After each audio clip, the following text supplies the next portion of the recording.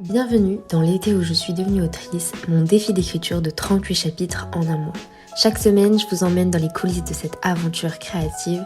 La semaine dernière, j'ai posé les bases de ce voyage, mais je m'étais arrêtée sur 2 chapitres encore en brouillon. Cette semaine, il était temps de finaliser, d'avancer, de me dépasser.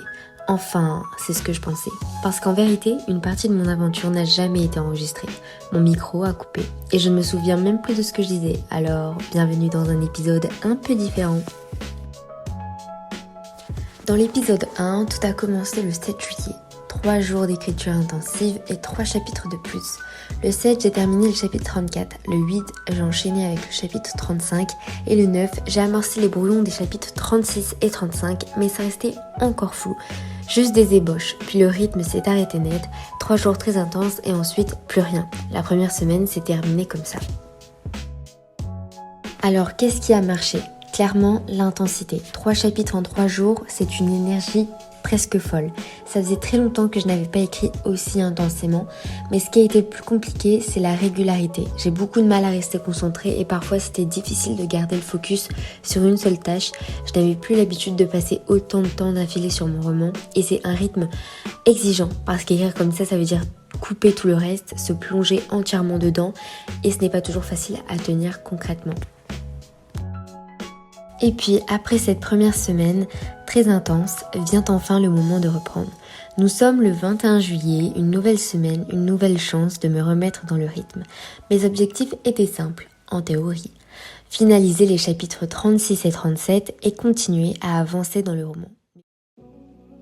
En ce 21 juillet, je suis à un moment charnière de mon défi.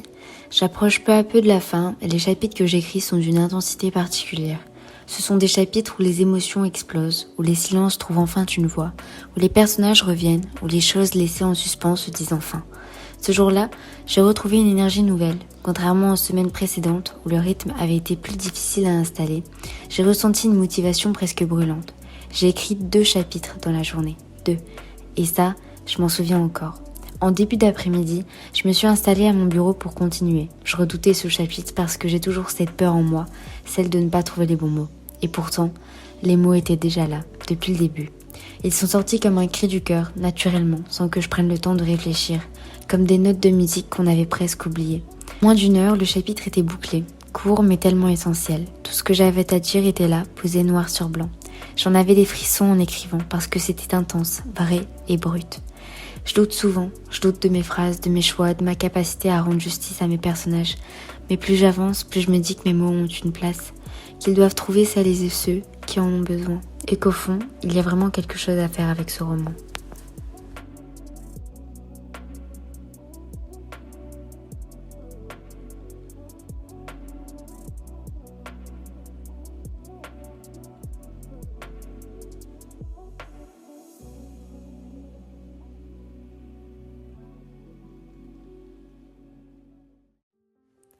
Aujourd'hui, on est le 24 juillet. Je n'ai pas grand-chose à dire, juste la routine, la discipline de me poser devant mon écran pour écrire. Parfois, même si j'aime de tout mon cœur mon roman, mon univers et mes personnages, j'ai envie de tout lâcher, de sortir, de m'évader. Mais j'ai un objectif, un cap à tenir. Alors je me tais, je reste silencieuse, je ferme la porte aux distractions et je fais ce que j'ai à faire, écrire. Chaque mot posé est un pas de plus vers ce rêve que je construis. Et c'est dans ces moments-là, quand tout semble dur, que la magie opère vraiment.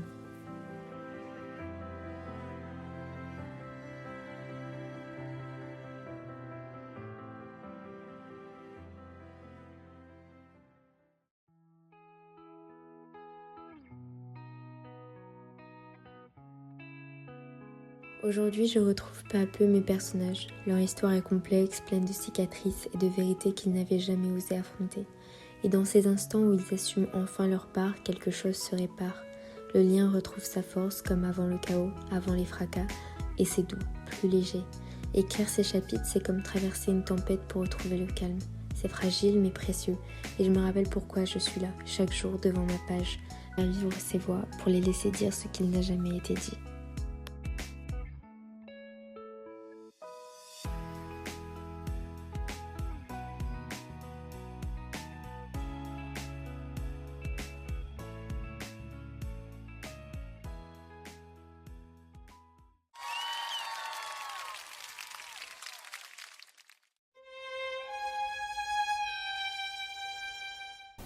Hier après mon update, au final j'ai continué à écrire.